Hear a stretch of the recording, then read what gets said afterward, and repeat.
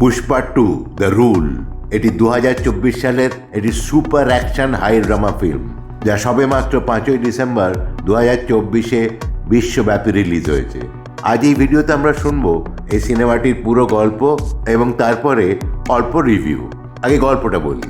লাল চন্দন কাঠেররা চালান যখন জাপান বন্দরে পৌঁছয়, সেখানে শ্রমিকরা দেখে একটা কন্টেনারের মধ্যে পুষ্পা লুকিয়ে আছে।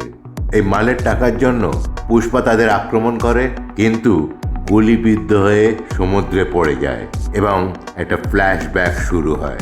পুষ্পা এক কেন্দ্রীয় মন্ত্রীর সঙ্গে চুক্তি করে মালদ্বীপে আন্তর্জাতিক ক্রেতা আমাদের সঙ্গে দেখা করে 2000 টন চন্দন কাঠ 5000 কোটিতে বিক্রি করার একটা ডিল করে।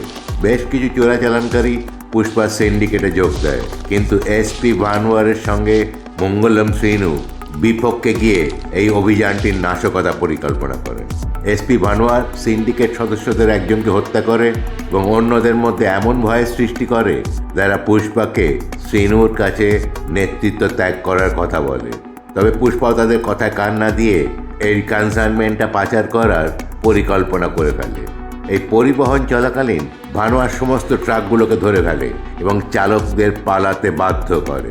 মিডিয়া এই অভিযানের জন্য ভানুয়ারের প্রশংসা করে, কিন্তু পরে শ্রীনু বুঝতে পারে যে লোডটি যেটা ছিল সেটা চন্দন কাঠ নয়, বরং সান্দ্রা, একটা কাঠ যা লাল চন্দনের মতো দেখতে, কিন্তু বাজারে কোনো মূল্য নেই।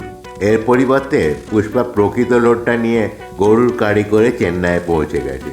এটা জানতে পেরে ভানুয়ার শেষ পর্যন্ত রামেশ্বরমে চালানটিকে ট্র্যাক করার চেষ্টা করেন, কিন্তু তার আগে এই মালটি ভারত শ্রীলঙ্কা সীমান্ত অতিক্রম করে চলে যায়। বিরক্ত আর ক্ষিপ্ত হয়ে ভানুয়ার সেই স্টোরেজ সাইটটি পুড়িয়ে দেয় এবং আপাত দৃষ্টিতে মনে হয় যে আগুনে সেও পুড়ে মারা যায়। এদিকে পুষ্পার স্ত্রী শ্রীবল্লী আবিষ্কার করেন যে তিনি গর্ভবতী। এদিকে পুষ্পার ভাগ্নি কাবেরী একটি উৎসবের সময় লাঞ্ছিত হয় এবং পরে বীর প্রতাপ রেড্ডির ভাগ্নে বুগ্গি রেড্ডি তাকে অপহরণ করে। পুষ্পা তখন তাকে উদ্ধার করে এবং বুগিও তার দলকে হত্যা করে। শেষে তিনি তার বিচ্ছিন্ন পরিবারের সাথে পুনর্মিলন করেন এবং কাবেরীর বিয়ে উদযাপন করেন। শুধুমাত্র সেই বিয়েতে এক অজ্ঞাত পরিচয় ব্যক্তি বোমা বিস্ফোরণ ঘটান। গল্পটা তো সত্যি বললাম, এবার আমরা কাস্ট বা মূল থিমটা নিয়ে আলোচনা করব। পুষ্পার চরিত্রে অভিনয় করেছেন আল্লু অর্জুন, যিনি আপাতত ভারতবর্ষের কস্টলিয়েস্ট অ্যাক্টরদের মধ্যে একজন। পুষ্পার স্ত্রী শ্রীবল্লীর চরিত্রে অভিনয় করেছেন রশ্মিকা মান্দানা এবং এসপি ভানুয়ার সিং শেখাওয়াতের চরিত্রে অভিনয় করেছেন ফাহাদ হাসিল। পুরো মূল গল্পটাই কেন্দ্রীভূত হয়েছে শেখাওয়াতের সঙ্গে পুষ্পার বিরোধে।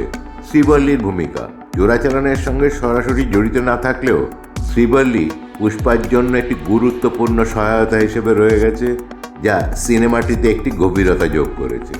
এই সিনেমাটা হচ্ছে high octane action pack drama, সুতরাং যারা অ্যাকশন ভালোবাসেন তারা অবশ্যই দেখতে পারেন।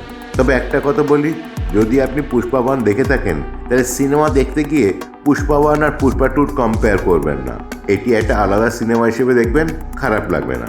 আজ এই পর্যন্তই, পরে আবার একটা ভিডিও নিয়ে দেখা হবে। ভালো থাকবেন, সুস্থ থাকবেন, ধন্যবাদ।